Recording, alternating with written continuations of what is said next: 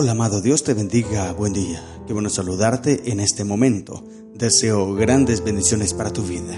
Hoy quiero invitarte a estudiar la palabra del Señor.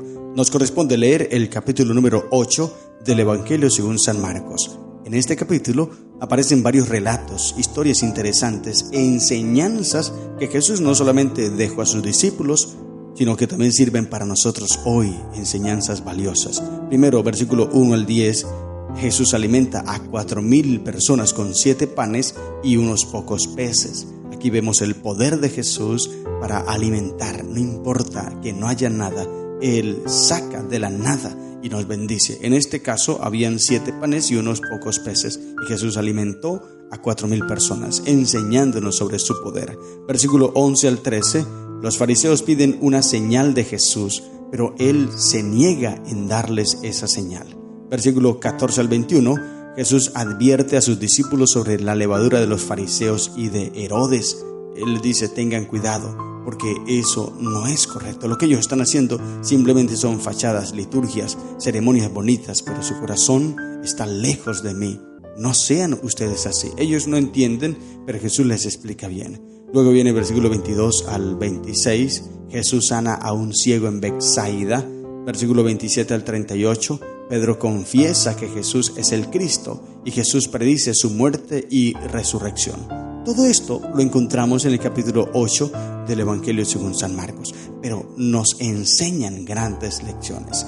Por lo menos 4 aplicaciones sacamos de este capítulo. Primero, Jesús puede satisfacer nuestras necesidades físicas y espirituales, no importa dónde estemos ni cómo estemos, Jesús puede satisfacernos. Segunda aplicación, no debemos buscar señales espectaculares para creer en Jesús, que tenga que ocurrir algo portentoso o escuchar una voz poderosa para poder creer. No dependemos de milagros, no dependemos de señales, sino de la fe en Cristo Jesús. Tercera aplicación que sacamos de este capítulo, debemos estar alertas contra las influencias negativas que nos rodean.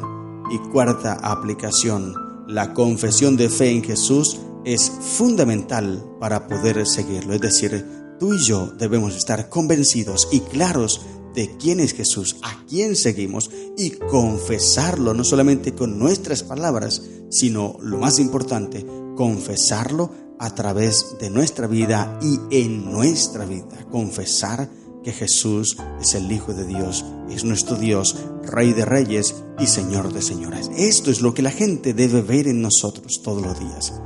4 preguntas para hacernos. ¿Cómo puedo confiar en Jesús para satisfacer mis necesidades? Segunda pregunta, ¿qué me impide creer en Jesús sin necesidad de señales espectaculares? ¿Qué es lo que me impide? ¿O en dónde estoy depositando mi fe? ¿En un milagro o realmente en Jesús y su palabra? Tercera pregunta, ¿qué influencias negativas debo evitar en mi vida? Y similar como la levadura de los fariseos para los discípulos era esto, la levadura de los fariseos. Para nosotros hoy, ¿qué es? ¿Qué influencias negativas hay en el mundo y que me están influyendo a mí, me están llevando por un camino extraño? ¿Qué influencias debo evitar para poder seguir siendo fiel al Señor? Y cuarta pregunta, ¿qué significa para mí confesar que Jesús es el Cristo? ¿Qué significado tiene? Meditemos en esto, querido amigo. Reflexionemos y lleguemos a cambios en nuestra vida. Leamos entonces el capítulo 8 del Evangelio según San Marcos. Yo no voy a leer todo el capítulo porque ya lo hemos hecho en el Evangelio según San Mateo. Ahí en el capítulo 15 hablamos sobre esto, capítulo 16 también. Así que puedes devolverte, pero sí te invito a que tú leas todo el capítulo. Ya yo lo he hecho 2-3 veces en mi estudio personal, pero ahora te invito a ti para que lo hagas, que lo leas, que reflexiones, que saques las lecciones, así como yo lo estoy haciendo en este momento. Ya lo estudié, estoy sacando las lecciones que encontré, pero tú debes hacer este trabajo también para que el estudio tuyo sea más efectivo, más enriquecedor y fortalezcas tu vida espiritual. Dice entonces la Biblia, Marcos 8. En aquellos días, como había una gran multitud y no tenían qué comer, Jesús llamó a sus discípulos y les dijo, tengo compasión de la gente, porque ya hace 3 días que están conmigo y no tienen qué comer. Mira bien lo interesante.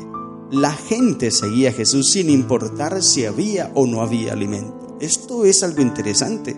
Hoy día nosotros para poder tener una buena cantidad de personas asistiendo a un evento que hagamos, debemos ofrecer algo, darles algo, alimentos. Si hacemos una actividad donde vamos a dar alimentos, la gente llega por cantidad. Pero en los tiempos de Jesús, mira, la gente no tenía que comer y aún así 3 días llevaban siguiendo a Jesús. ¡Qué maravilloso! Esto es lo que provoca Jesús. Cuando tú estás entregado a Él, no te importan las demás cosas de este mundo. Ahora, no quiere decir que tú no vayas a trabajar o no te vayas a alimentar. Claro que sí, lo necesitamos, pero nuestra prioridad no será eso. Nuestra prioridad es Cristo Jesús y nosotros no podemos pasar por alto o tirar por piso, por tierra, las cosas espirituales por preocuparnos en las cosas terrenales. No, eso no puede ser así. No debemos hacer de eso. Y es lo que sucedió aquí. Entonces, no tenían alimento, pero Jesús llama a los discípulos y dice: mira, tengo compasión de ellos, hay que alimentarlos. Los discípulos no entendían. Ya Jesús había hecho un milagro poderoso y ahora ellos estaban también sin entender. Y le dicen: Señor, pero ¿cómo podremos encontrar alimento para todo ese gentío? Es imposible. Jesús les dice: ¿qué tienen ustedes? ¿Qué puedes hacer tú por las personas, querido amigo? Tal vez tú digas: pero es que yo no sé, querido hermano. Tal vez tú sientas que tus dones no son los más importantes y no puedes hacer esto. ¿Cómo vas a poder evangelizar todas las personas de este pueblo o de este departamento o de este municipio en el que vives? ¿Cómo puedo hacerlo? No tengo nada. Los discípulos le dijeron tal vez a Jesús: no tenemos, solamente 7 panes y unos peces. ¿Qué podemos hacer con esto para alimentar a la gente? Jesús les dijo: sí se puede hacer y mucho, pero para que pueda tener éxito, ustedes tienen que traer eso a mis manos. Entréguenmelo y yo entonces lo convertiré en algo poderoso.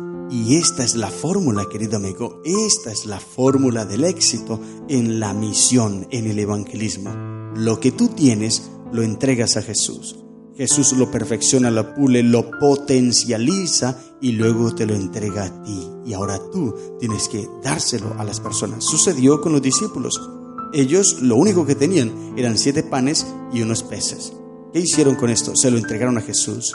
Jesús los bendijo y los multiplicó y se los entregó a los discípulos. Mira que Jesús no se los dio a la gente, no, porque es que Jesús nos hace a nosotros copartícipes en el plan de redención. Esto es una bendición inmensa, que nosotros podemos hacer parte de la redención de las personas. Ya Jesús nos redimió a nosotros. Eso lo dice 2 Corintios 5:17. El que está en Cristo es una nueva criatura. Las cosas viejas pasaron, todas son hechas nuevas. Y el versículo 18 dice: y esto proviene de Dios, todo esto proviene de Dios. Él nos reconcilió consigo mismo en Cristo. A nosotros nos reconcilió y dice: y nos dio el ministerio de reconciliación. O sea, lo que nos está diciendo 2 Corintios 5, 17 y 18 es que ya nosotros hemos sido reconciliados con Dios. Ahora debemos llevar este ministerio a otras personas para reconciliar a esas personas con Dios. Y es la misma fórmula lo que hizo Jesús aquí con la alimentación de los 4,000 personas. Primero, los discípulos le dieron a Jesús lo que ellos tenían. Jesús lo potencializó, se los entregó a ellos una vez más y ahora ellos fueron a alimentar a la multitud y todos quedaron saciados y sobró.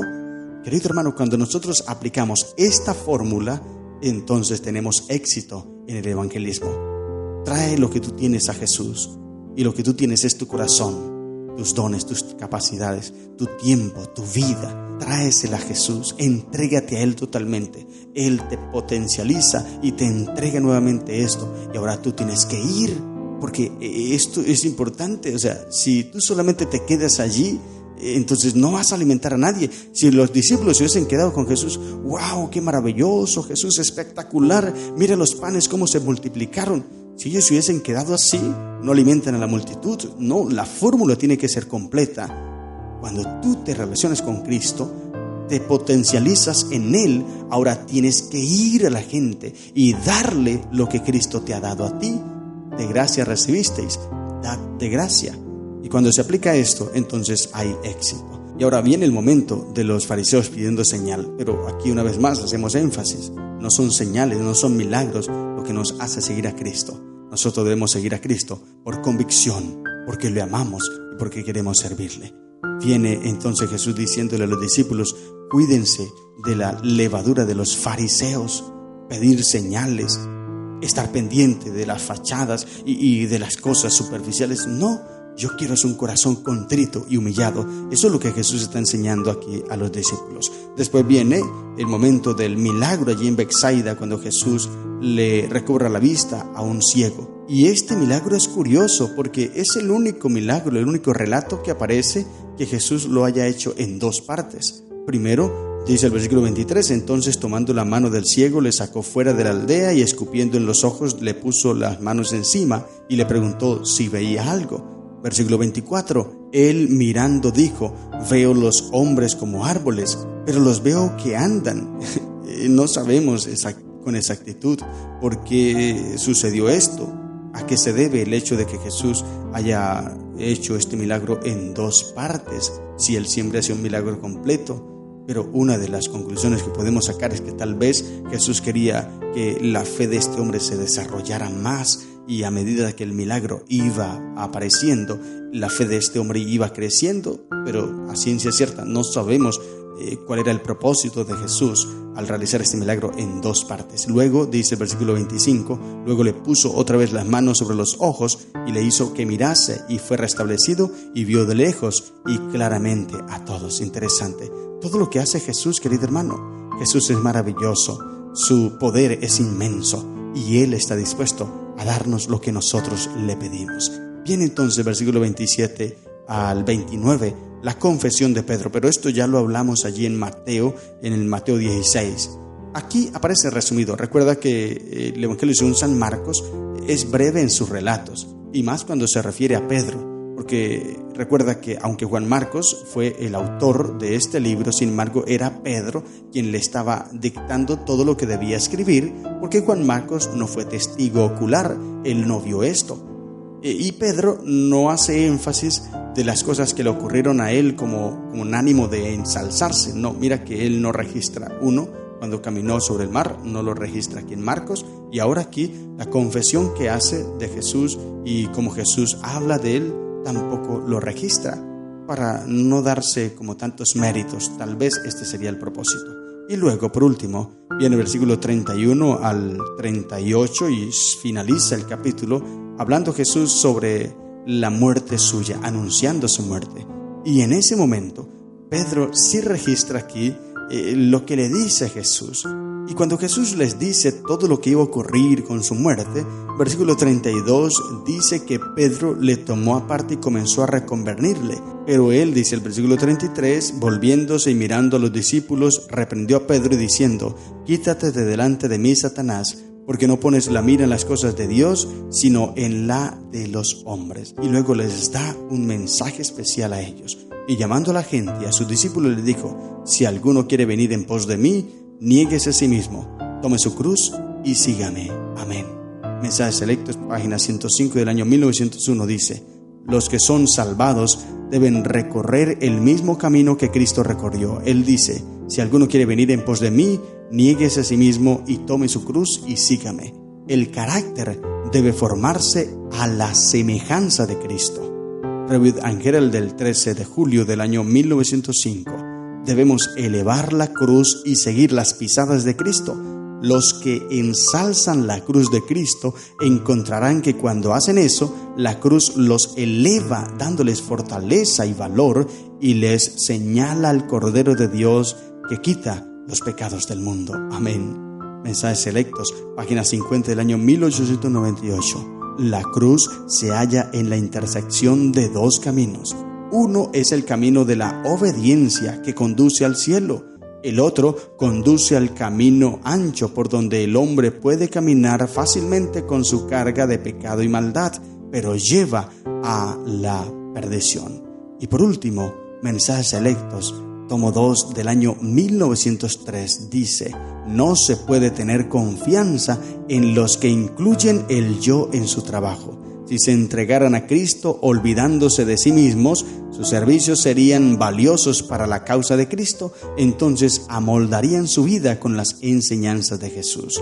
Harían que sus planes armonizaran con el gran plan del amor de Cristo. El egoísmo sería desterrado de sus esfuerzos Abnegación, humildad y nobleza de propósitos caracterizaban la vida del Salvador. Amén. Ahí está todo, querido hermano. Y es lo que Pedro no estaba entendiendo en este momento. Él se estaba preocupando por otros asuntos. Pero Jesús les enseña que no es preocuparnos por nuestra vida o por no perderla, no, es estar totalmente entregado y dispuesto a entregar nuestra vida si es posible y seguir a Cristo sin importar lo que nos toque enfrentar, sin importar a lo cual nos toque renunciar, sin importar nada. Hay que estar dispuestos a todo por Cristo Jesús. Si no estamos dispuestos a esto, entonces no somos dignos de Cristo. Seguir a Cristo sin desanimarte. Mira, hay muchos problemas, vendrán muchos problemas. Personas hablando mal de ti, criticándote, levantando calumnias, y tú tal vez te vas a desanimar y vas a querer soltar tu liderazgo en la iglesia porque alguien habló mal de ti, o no sé, te vas a desanimar. Pero Jesús te dice, no importa lo que pase, sigue, continúa, avanza, persevera, porque yo te quiero bendecir, pero tú debes permanecer, continuar.